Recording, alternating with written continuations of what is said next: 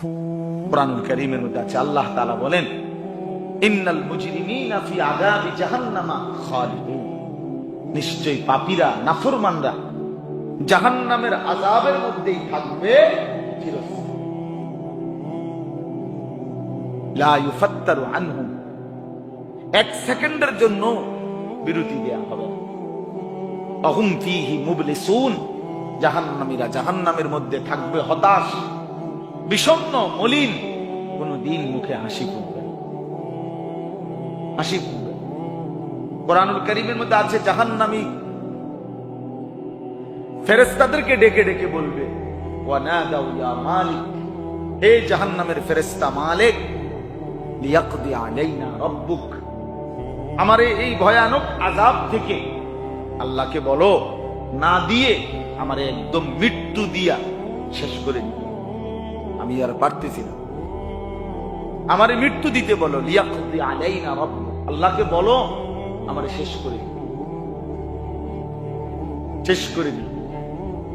মানুষ দেখবেন আত্মহত্যার মাধ্যমে সমাধান করছে, জীবনে দুনিয়াতে এই পরিমাণ পেরেশানি পড়ছে, এখন মনে করে জীবন দিয়া দিলে যদি শান্তি মিলে। অর্থাৎ এই পরিমাণ পেরেশান দুনিয়াতেই মানুষের মধ্যে হয়, তো সেদিন জাহান্নামের আযাবে জাহান্নামে আল্লাহ ফেরেশতাদের কাছে বলবে, আমাকে, আল্লাহকে বলো আমাকে চূড়ান্ত ধ্বংস করে মৃত্যু দিয়ে দিবে। তো ফেরেশতা বলবে, ক্বালা ইন্নাহুম মাকিসুন, না, তোমাকে এই অবস্থাতেই অনন্তকাল পড়ে থাকতে হবে। অর্থাৎ এই আযাবের আর কোনো সমাপ্তি নাই, এই আযাবের কি নাই?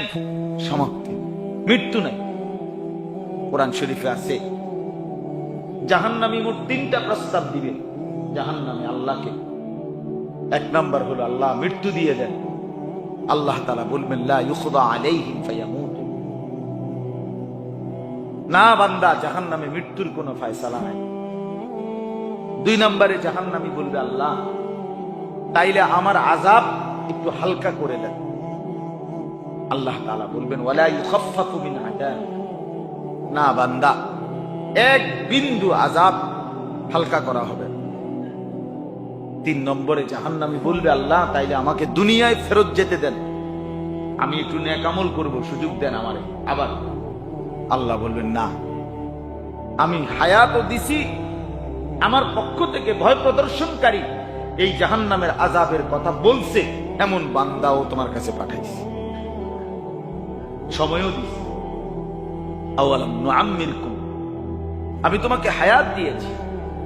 ওয়াজাআকুমুন নাযীর, ভয় প্রদর্শনকারী বান্দাও পাঠাইছি, সুযোগও দিছি, বুঝাইবার মতো লোকও পাঠাইছি। তুই পাত্তাই দাও, তুই পাত্তাও দেন। দেখেন এই কবরস্থান, আপনাদের মাহফিল ছিল কবরস্থান, কবরের দায়, এটা সরাসরি আখিরাতের অংশ। সরাসরি কিসের অংশ? আখিরাতের। তো কাজে আখিরাতে, পরকালে, হাসরের মাঠে যে লোকে জাহান্নামের আযাব ভোগ করতে হবে, তার শুরুটাই কবর থেকে। কথা বুঝছেন না? শুরুটাই। বুজুর্গরা বলে, আল্লাহর নেক বান্দারা বলে, মান মাতা ফাকাদ কামাত কিয়ামাতুহু, যে মৃত্যুবরণ করলো তার তো কিয়ামত শুরু হয়ে গেল। আসলেও তো শুরু। যিনি মরে গেলেন উনি তার কোনোদিন ব্যাক করবে না, পিছনের দিকে আর আসবে না। তাহলে উনার এখন সামনে শুধুই কি? আখিরাত। সামনে শুধুই হাসরের মাঠ, সামনে শুধুই পরকাল। এজন্য কবরের আযাব এটা আলাদা কিছু নেই, আলাদা বুঝানোর কিছু নেই। আপনি যদি আখিরাত বুঝেন, আপনি যদি পরকালীন আযাবের কথা বুঝেন, তো কবর তো পরকালেরই অংশ। আল্লাহ নবী সাল্লাল্লাহু আলাইহি ওয়াসাল্লাম তো বলছেন, কবর রাউযাতুম মিন রিয়াজিল জান্নাহ আও হুফরাতুম মিন হুফারি। কবর তো হয় এটা বাগান, জান্নাতের একটি বাগান, অথবা এটা জাহান্নামের একটা গর্ত। এটা একটা গর্ত। আমি ওই দিনও বলছি, মূলত কবর জিন্দিগি বারজাখ, বারজাখ বলে আরবিতে, কোরআনে আছে ওয়ামি ওয়ারাইহিম বারযাখুন ইলা ইয়াউমি ইউবআসুন। বারজাখের জীবন মানে কবর জীবন। কোন ব্যক্তির রূহ চলে যাওয়ার পরে হাসরের মাঠে তাকে উঠানো পর্যন্ত এই মাঝের এই সময়টাকে বলা হয় কবর জীবন, বারজাখের জীবন, আলমে বারজাখ, কবরের জীবন। এই জন্য কবরের জিন্দিগির জন্য মাটির নিচে দাফন হওয়া জরুরি না, রুহু গেলেই হলো। রুহু যাওয়ার পর থেকে এই ব্যক্তিকে তার এই কবর জিন্দিগি ভোগ করতে হবে। হয় জান্নাতের অংশ হিসেবে ভোগ করবে, আর নয়তো জাহান্নামের কি অংশ হিসেবে ভোগ করবে। এবার যদি সে ভাইসা যায়, বাগে খাইয়া ফেলে, তারে যদি আগুনে পুরাইয়া পাউডার বানায় আলায়, সে যদি নিরুদ্দেশ হয়ে যায়, তো তারা তো আর কবর দিছে না। তো তাহলে হে বনু ফিটার থেকে বাচ্চা দেবে, ও হে বাঘের ফেটে না, হে রে ফিটবো কেন, হে রে পাইব, এ তো সব সাগরে পয়সা গইলা ভাসা গেছে, সে তো আগুনে পুড়ে গেছে, ছাই হয়ে গেছে। না, বিষয়টা এটা না। ওই যে রুহু গেছে, মরে গেছে লোকটা, এটাই তার কবর জীবন। আর তাকে ওই অবস্থাতে রাইখা কিভাবে আল্লাহ তাআলা শাস্তি দিবে অথবা শান্তি দিবে, সেটা সম্পূর্ণ আমাদের জন্য অদৃশ্য, কিন্তু আল্লাহ তাআলা সেটা করবেন, এটাই বিশ্বাস করা, এটার নামই ঈমান। আল্লাযীনা ইউমিনুনা বিল গায়ব, না দেখে বিশ্বাস করে, না দেখে বিশ্বাস করে। অতএব কবরের শান্তি কিংবা কবরের আযাব এটা নিশ্চিত কিনা কথা বলেন না? কিভাবে নিশ্চিত? যদি আখিরাত নিশ্চিত হয়, যদি হাসরের মাঠ নিশ্চিত হয়, যদি জান্নাত এবং জাহান্নাম নিশ্চিত হয়। হ্যাঁ, আপনি আবার এগুলোর ব্যাপারে বলেন যে এগুলো নিশ্চিত কিনা, তো এইটাও নিশ্চিত। এটাও কি আল্লাহ নবী সাল্লাল্লাহু আলাইহি ওয়াসাল্লাম বলছেন, পরিষ্কার হাদিস, নবী সাল্লাল্লাহু আলাইহি ওয়াসাল্লাম বলেন, কবরে রাখবার পরে ফেরেশতা তিনটি প্রশ্ন করার পরে যে উত্তর দিতে পারবে, মান রব্বুক ওয়া মা দীনুক ওয়া মা হাদাল্লাযী বুইসা ফীকুম, তোমার ধর্ম কি, তোমার রব কে, আর যাকে তোমাদের কাছে পাঠানো হয়েছিল ইনি কে। তো বান্দা যদি উত্তর দিতে পারে, তিনটার উত্তর সঠিক বলতে পারে, তো আল্লাহ তাআলা ডাক দিয়ে ফেরেশতাদেরকে বলবে, সাদাকা আবদী, আমার বান্দা সঠিক বলেছে, চলো এবার আমার বান্দারে ফাফরিশুহু মিনাল জান্নাহ ওয়ালবাসুহু মিনাল জান্নাহ, আমার বান্দার জন্য জান্নাতের বিছানা বিছিয়ে দাও, আমার বান্দার গায়ে জান্নাতের পোশাক পরিয়ে দাও, ওয়াফতাহু লাহু বাবান ইলাল জান্নাহ, আমার বান্দার জন্য তার কবর থেকে জান্নাতের দুয়ার খুলে দাও, ফায়ুসাউ লাহু কবরুহু, তার কবরটাকে প্রশস্ত করা হবে 70 হাত, 70 হাত লম্বা করে আল্লাহর ফেরেশতা তখন তার কবরটাকে আরামদায়ক বানিয়ে দেবে, বানিয়ে কবরটা হবে প্রশস্ত 70 হাত, চারদিকে জান্নাতের বিছানা, জান্নাতের পোশাক, জান্নাত বরাবর দরজা খোলা, এই সব কিছু দিয়া এবার ফেরেশতা বলবে, সরাসরি হাদিসে নাম কানাউমাতিল আরুস, বাইশাব, নতুন জামাই যেমনে ঘুমায় বাসর ঘরে, আপনি এমনি ঘুমান। আপনাকে আপনার প্রিয়তম ছাড়া বাসর ঘরে যেমন কেউ উঠায় না, আপনাকে আপনার প্রিয়তম মহান আল্লাহ ছাড়া হাসরের ময়দানের মাঠ কায়েম হওয়ার আগে আর কেউ উঠাবে, আর কেউ ডিস্টার্ব করবে, আর কেউ ডিস্টার্ব। এই হলো নেককার খবর। হাদিসের মধ্যে আমরা পড়ছি,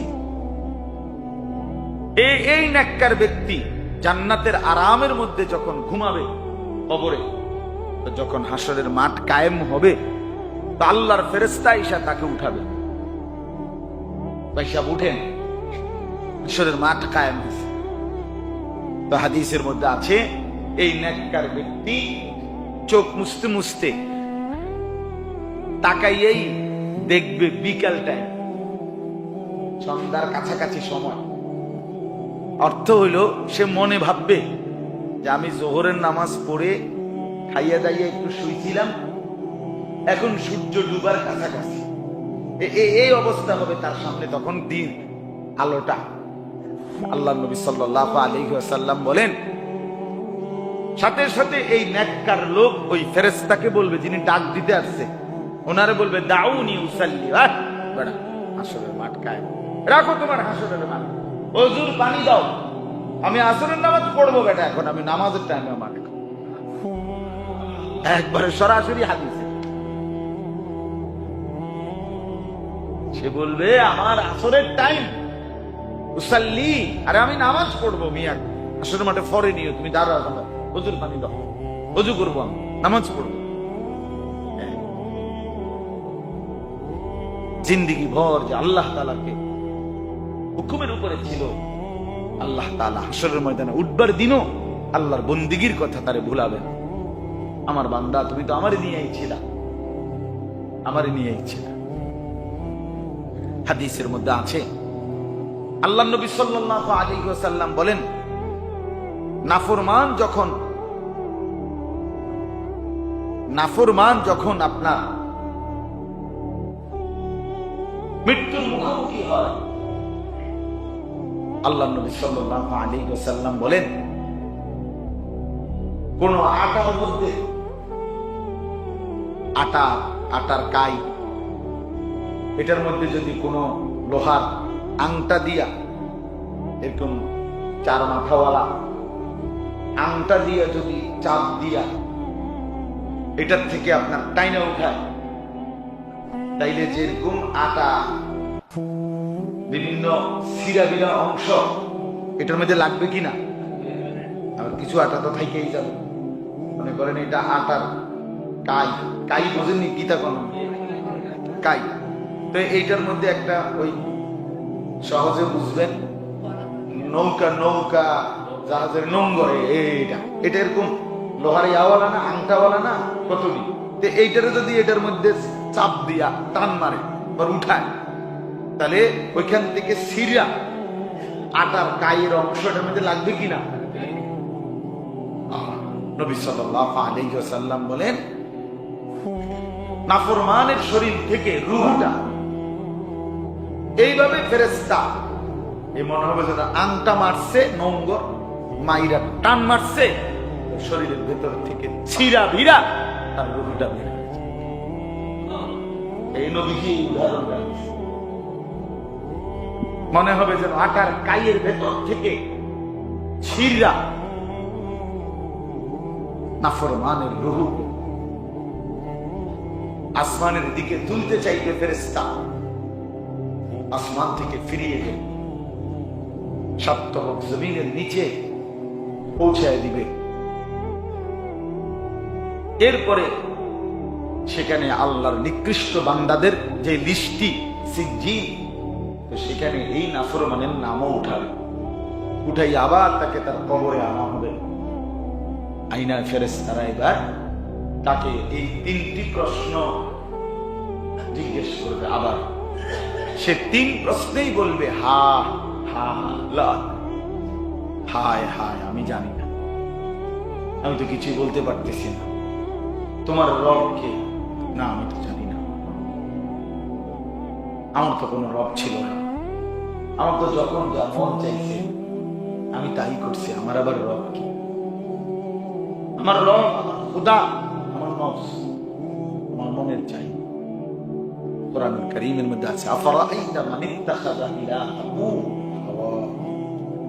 আল্লাহ তাআলা বলেন, বন্ধু দেখবেন অনেক লোক আছে এমন যাদের মনের চাহিদা, মনের ইচ্ছা এটাই তার খোদা,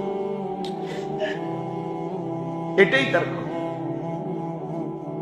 যেটা মন চায় এটাই করে, যেটা মন চায়, কি হালাল কি হারাম, কি জায়েজ কি না জায়েজ, কি বৈধ কি অবৈধ, কিচ্ছুর কোনো বাস বিচার, মরবে এই কোন চিন্তা অনেক নওজোয়ান, তাদেরও জিন্দিগি এরকম গুনাহ করতে করতে শরীর দেহ মন ফসায় লেগেছে। বেড়ি দেখতে দেখতে, নারী দেখতে দেখতে, অশ্লীল ছবি দেখতে দেখতে, উলঙ্গ দৃশ্য দেখতে দেখতে চোখ শেষ, কান শেষ, জিন্দিগি শেষ। আর মাঝ বয়সী লোক হারাম খাইতে খাইতে সুদের টাকা, ঘুষের টাকা, বাটপাড়ির টাকা, মিথ্যার টাকা ওজনে কম দিয়া এই সিটারি মিশা কথা কইতে কইতে শরীরটা ফসায় লেগেছে। শরীরটা ফসায়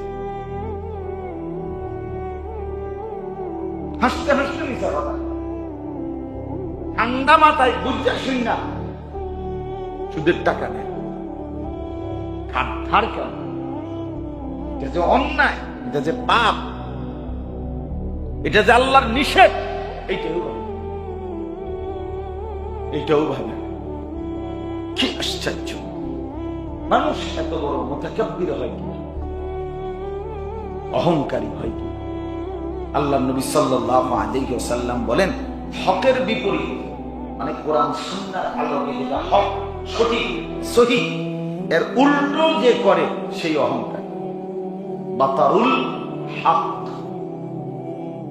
অহংকার। আলাইসা ফি জাহান্নাম মাসওয়াল লিল মুতাকাব্বিরিন।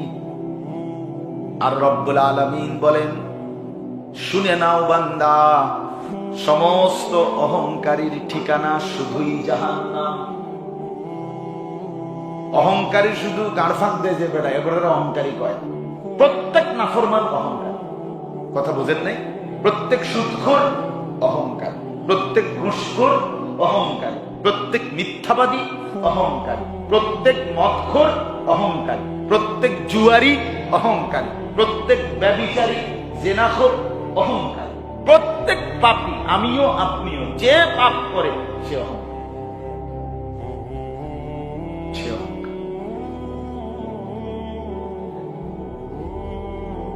তো বড় নিকৃষ্ট ভাবে তার রুহুটা তার শরীর থেকে ছিঁড়ে ভিড়ে ফেরেশতা নিয়ে আসে। আর নিকৃষ্ট বান্দাদের নাম লেখা হবে, কবরে এনে 3টা প্রশ্ন করিলে একটার উত্তর এই তখন পরিষ্কার হাদিস, আল্লাহ নবী সাল্লাল্লাহু আলাইহি সাল্লাম বলেন, আল্লাহ তাআলা তখন বলবেন, কাযাবা আব্দি, আমার বান্দা মিথ্যা বলছে। আমার বান্দা কি বলেছে? মিথ্যা বলেছে। এনে মজার বিষয় শুনে, এই কথার মানে হলো আল্লাহ তাআলা বলবেন, ওই এখানে ভান ধরছে, ওই বলতেছে সে জানে না, রবকে সে জানে না, দিন কি সে জানে না, তিনি কে, নবীকে চিনে না, জানে না। আল্লাহ বলে, না, এটা তো হইতে পারে না। আমি তো তার কানের মধ্যে লক্ষবার আমার নাম শুনেছি, আমি তো তার কানে লক্ষবার ইসলামের আহ্বান পৌঁছাইছি, আমি তো তার কানে কোটিবার আমার রাসূলের নাম পৌঁছাইছি। ওনাকে না চিনার, ইসলামকে না চিনার, আমি আল্লাহকে না চিনার তো কোনো কারণ হইতে পারে না। আমি চিনি না, আমি জানি না। আল্লাহ তাআলা বলে, বাটফার জীবন ভর বাটফারি করতে করতে এখনো মিথ্যা বলতেছে। বুঝছেন না? অর্থাৎ সে বাস্তবিক অর্থেই চিনে না ব্যাপারটা কেমন।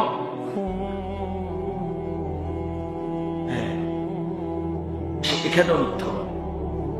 এই জন্য আল্লাহ তখন বলবেন, ফাআফরিশুহু মিনান নার ওয়ালবাসুহু মিনান নার ওয়াফতাহু লাহু বাবান ইলান নার। আমার এই নাফরমান বান্দার জন্য জাহান্নামের বিছানা বিছিয়ে দাও, আগুনের বিছানা কবরের মধ্যে, কবরের মধ্যে জাহান্নামের আগুনের পোশাক তার গায়ে পরাইয়া দাও। আপনার ওই কাফনের কাপড় না, আগুনের পোশাক পরিয়ে দাও। আর জাহান্নামের সাথে তার কবরে দরজা খুলে, সাথে সাথে ফেরেশতা এই হুকুম পালন করবে। আর এই হুকুম পালন করে তার কবরে যখন জাহান্নামের হাওয়া আসবে, জাহান্নামের পোশাকার বিছানা বিছিয়ে দিবে। আল্লাহ নবী সাল্লাল্লাহু আলাইহি ওয়াসাল্লাম তখন বলছেন, ভয়ানক একটা কথা বলছেন নবী,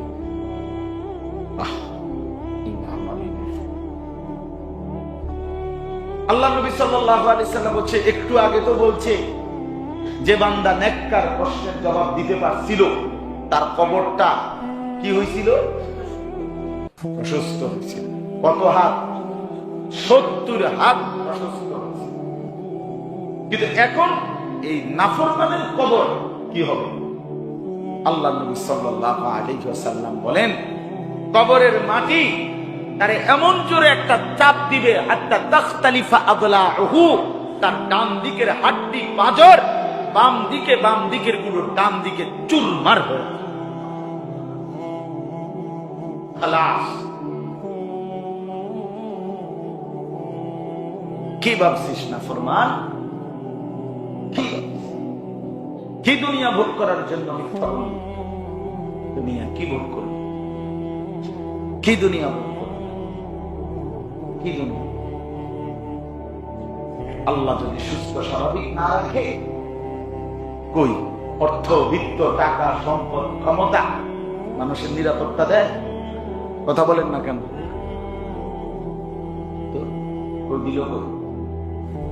দিল অর্থ, বিত্ত, ক্ষমতা এটাই যদি নিরাপত্তা দিত তো ভাগলো কেন?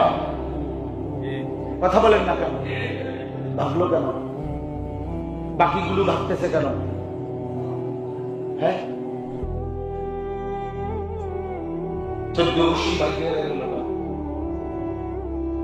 আল্লাহ তাআলা প্রমাণ করছেন, বান্দা তুমি ভুল বুঝছো। ক্ষমতা, টাকা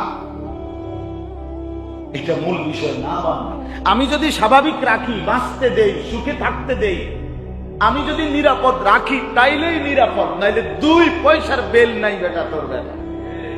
তোর ক্ষমতা, তোর অহংকার, তোর মাতব্বরি, তোর বড়াই, তোর গর্বের আমি আল্লাহর সামনে কানা করি কোনো মূল্য নাই। আছে কোনো মূল্য? না না, কোনো মূল্য নাই, কোনো মূল্য নাই। আগে ছোটবেলায় শুনতাম টাকা থাকলে বাঘের চোখ পাওয়া যায়।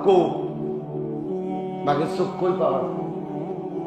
টাকা সহজে ধরা যায়, টাকা শুদ্ধ ধরা গেছে, কিন্তু বাঘের চোখ পাইল না। কি ব্যাপারটা কি? টাকা থাকলে না বলে বাঘের চোখ পাওয়া যায়? টাকার জন্য তো পাগল হয়ে আছেন, আমিও আপনিও। পারেন না দুনিয়া সিরা খাইয়া লাইবেন। টাকাই সমাধান দিবে, টাকাই নিরাপত্তা দিবে। কই নিরাপত্তা দিল কই? বলে আল্লাহ তাআলা। আর কেমনে দেখাইলে আমরা বুঝতাম? আর কি দেখাইলে আমরা বুঝতাম? আর কেমনে দেখাইলে আমরা বুঝতাম যে দুনিয়া নিয়া অহংকার করতে নাই, ক্ষমতা নিয়া অহংকার করতে নাই।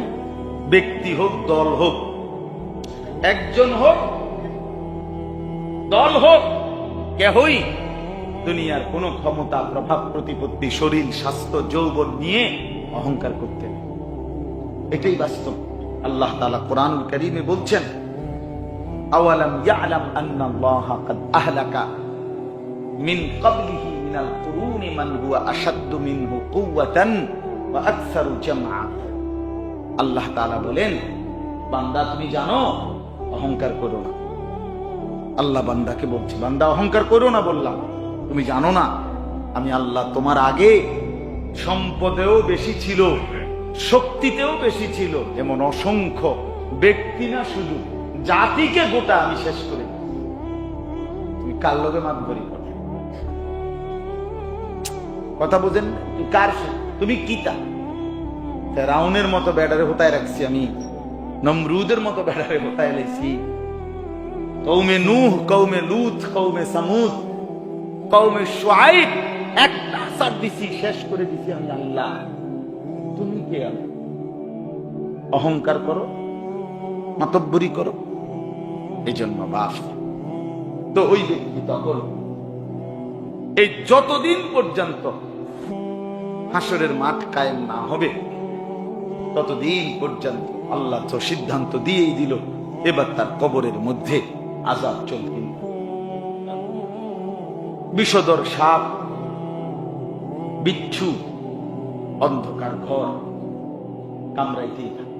নবীজি সাল্লাল্লাহু আলাইহি ওয়াসাল্লাম বলছেন, আমি বহুদিন আপনাদের এই বয়ানে আমাদের এখানে আমি বলছি, আল্লাহ নবী সাল্লাল্লাহু আলাইহি ওয়াসাল্লাম বলেন, কবর প্রতিদিন মানুষকে ডাকে, ডাইকা ডাইকা বলে, শোনো, আনা বাইতুদ দুদ, আমি পোকামাকড়ের ঘর। পোকামাকড়। আমি হাসতে হাসতে বলতেছিলাম, মাস্টার সাহেবের ওই দিন মনে নাই কি চমৎকার লাইটিং করছেন, এ তো উপরে লাশের একটা ঘর বানাবে নিয়ত করছে এসি ওয়ালা, কিন্তু কবরের ভিতরে লাইটের ব্যবস্থা করবে, কবরের ভিতরে এসির ব্যবস্থা করবে কে? এটা আপনারা পারবেন? এটা আপনারা আরো টাকা দিলেও কি আপনারা কালেকশন 7 লাখ না 7 কোটি টাকা কালেকশন করলেও আপনারা কবরের ভেতরে বাতিও জ্বালাইতে পারবেন না। কবরের গরম তীব্র হাওয়া ঠান্ডাও করতে, কবরের ওইখানে মাটি জ্বালাইতে হইলে, ওইখানে আপনাকে ঠান্ডা করতে হলে আপনার সেজদা, আপনার বন্দেগী, আপনার গোলামি ছাড়া আর কিচ্ছু কাজে আসবে না। তো এই লম্বা সময় কবরের মধ্যে পড়ে থাকতে হবে জাহান্নামের আযাবের ভিতরেই। চিন্তা করে দেখেন তো, চিন্তা করে দেখেন। আচ্ছা, আপনি একটা মিনিট আমার কথা শেষ কল্পনা করেন, নূহ আলাইহিস সালামের জামানায় যে মানুষগুলো মারা গেছে তারা আজকে কতদিন যাবত কবরে আছে। ইব্রাহিম আলাইহিস সালামের জামানায় যে মানুষগুলো কবরে আছে তারা আজকে কতদিন খবর আছে? কোন হাদিসের বর্ণনা দ্বারা বোঝা যায়, মুহাদ্দিসিনে কেরাম বলছেন, নবী সাল্লাল্লাহু আলাইহি ওয়াসাল্লামের হাদিস দ্বারা বোঝা যায়, সর্বশেষ যেই ব্যক্তি শেষ কবরে যাবে, ইসরাফিল ফু দিলে পৃথিবী কিয়ামত হলে এই শেষ ব্যক্তি যারা কবরে যাবে শেষ টাইমে হতে পারে তারাও কবরে অপেক্ষা করতে হবে 40,000 বছর। তো এখনকার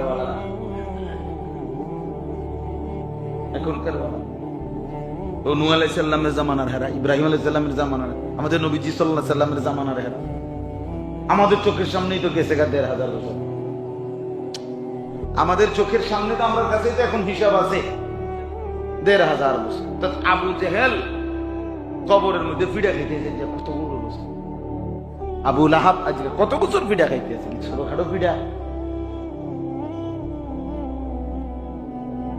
আছে 1,500 বছর। আরো কত কাল অপেক্ষা করবে কে জানে? কিয়ামত কখন হবে আমরা কেউ জানি? তাইলে বাপ আমার, চলেন এবার তরজমাটা শেষ। তো আল্লাহ তাআলা বলেন, কবরের আযাব, আখিরাতের আযাব, জাহান্নামের আযাব বান্দা নিজের থেকে নিজে চাইও না, মস্কারি করিও না এটারে। না না না, এটা ফাতরামি মনে করে, ফাতরামি মনে করে। কিছু ভিড়া নাহলে খাইলে আমার কি হুজুর? হ্যাঁ বাবা, মনে হয় এটা ফাইজামি না করতেছে। আপনি জানেন না এটা কার শাস্তি? আল্লাহর শাস্তি। কার শাস্তি? এই জন্য আল্লাহ বলেন, বন্ধু ওরা আপনার কাছে আযাব চাচ্ছে, আপনি বলে দেন আযাব আসবে। আর যেদিন আযাব হবে প্রকৃত আযাব হাসরের ময়দানে, সেদিনের একদিন হবে 50,000 বছর। আযাব কবরে হবে, আযাব আখিরাতে হবে, জাহান্নামে হবে। তো আল্লাহ তাআলা বলেন, নবী আপনাকে তারা বিদ্রুপ করুক, অস্বীকার করুক, ফাসবির সাবরান জামিলা, আপনি অত্যন্ত ভদ্রচিত ভাবে সবর করেন। আপনি আপনার মিশন, আপনার ফিকির, আপনার মেহনত, আপনার বলা, আপনার দাওয়াত, আপনার আহ্বান আপনি বলতে থাকেন।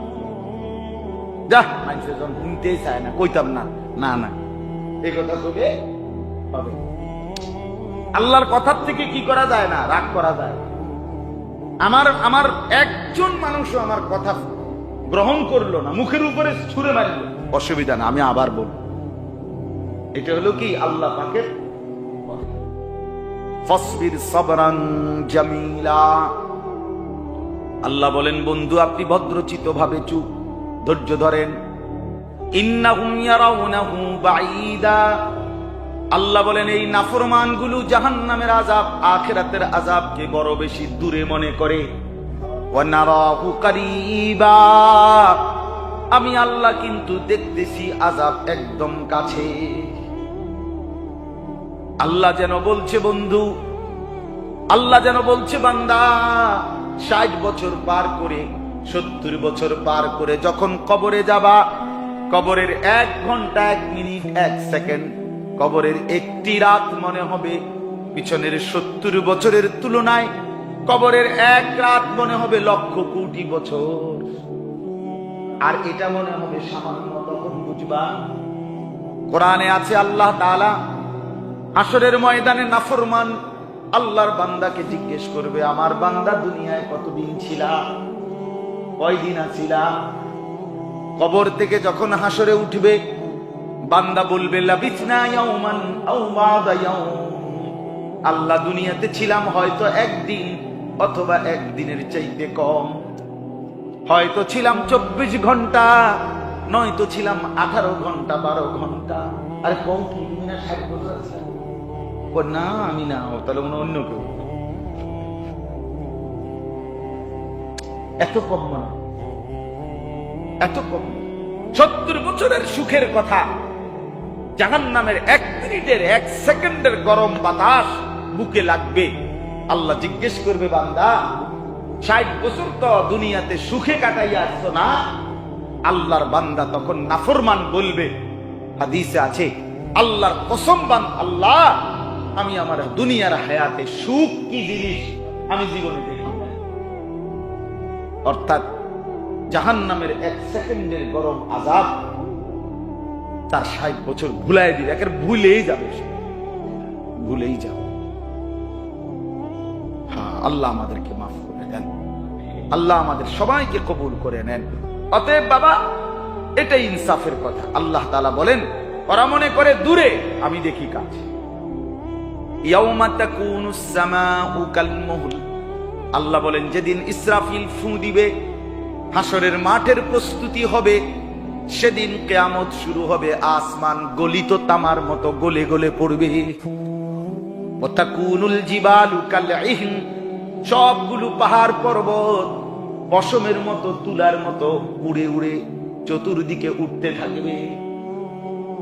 ওয়ালা ইউসআলু হামিমুন হামিমা ইউবাসসারুনহুম, আল্লাহ বলেন কোন বন্ধু, কোন আপনজন, কোন পরিচিত ব্যক্তি আর অপর বন্ধু অপর পরিচিত জনকে কিছুই জিজ্ঞেস করবে না। ইউবাসসারুনহুম, যদিও একে অপরকে দেখতে পাবে। এই কথাটা শেষ কথাটা বুঝেন, মানে আপনি কি বুঝেন এটা? যে হাসরের ময়দানে আমরা মনে করেন আমরা দাঁড় করাবো ইটালি মানুষের লগে না, বুঝছেননি হিসাবটা? আমারে খাড় করাবো কি লন্ডনের মানুষের লগে? জি না, আর লন্ডনের মানুষের লগে দাঁড়াবো কি? আমি চিনি হ্যাঁ করে, হেরা আমার চিনে, এই আমরা লগে লগে দাঁড়াই। যার যার এলাকার যার যার মানুষকেই তার সাথে কি করবে? দাঁড়াবে। এই জন্য আল্লাহ বলছে ইউবাসসারুনহুম, একে অপরকে দেখবে, চোখে দেখবে। ওই যে আমার স্বাস্থ্য ভাই, জ্যাঠতো ভাই, মামতো ভাই, ফুফাতো ভাই, শালা দুলা ভাই, বাবা মা স্ত্রী সন্তান, খোদার কসম আল্লাহ বলে সবাই সব পরিচিতকে দেখবে, কিন্তু ভয়ে আতঙ্কে পেরেশানিতে আযাবের ভয়ে কেউ কাউকে কিছুই জিজ্ঞেস করবে না, ভয় করে ফেল করে থাকে। ওয়ালা ইউসআলু হামিমুন হামিমা, আল্লাহ আমাদেরকে মাফ করে দেন। অতএব আলহামদুলিল্লাহ, কবরস্থানের জন্য মাহফিল করেছেন আপনারা, মহব্বত করে দান করেছেন, আপনাদের কবরস্থান সুন্দর করে সাজিয়েছেন। তো চলেন এবার সিদ্ধান্ত নেন, উপরটা তো সাজাচ্ছেন, চলেন এবার নিচেরটাও সাজান। কি বলেন? হ্যাঁ, উপরটা যেমন সুন্দর করে সাজানো হলো, প্রত্যেকের নিচটা, কবর মাটির ভেতরটা সেজদা দিয়ে, বন্দিগি দিয়ে, আল্লাহর হুকুমের মাধ্যমে গুনাহ ছেড়ে দিয়ে আমরা সাজাবার চেষ্টা করব ইনশাআল্লাহ।